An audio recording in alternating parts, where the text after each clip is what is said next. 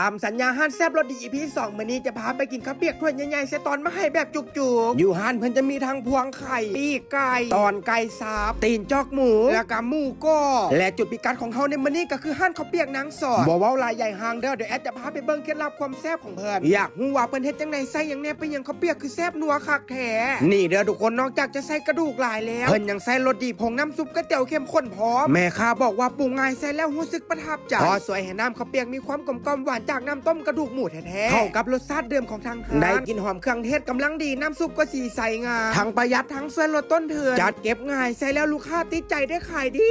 อยู่ห้านพนี่เริ่มต้นถ้วยน้อย30,000ถ้วยใหญ่40และถ้วยพิเศษที่แอดสั่งไปใส่ทุกอย่างเป็น50,000ได้หลายแหงทุกคนกินจนบ่เบื่อและนี่ก็คือสมหน้าข้าวเปียกถ้วยพิเศษบอกเลยว่าเป็นตาแซ่บบ่ไหวกินกับหอมน้ำซุปกับ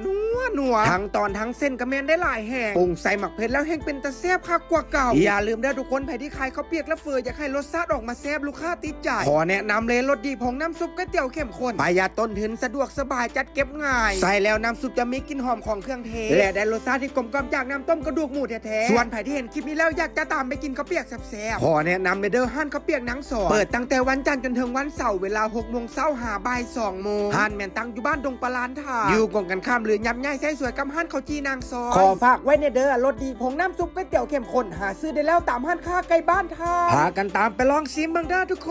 น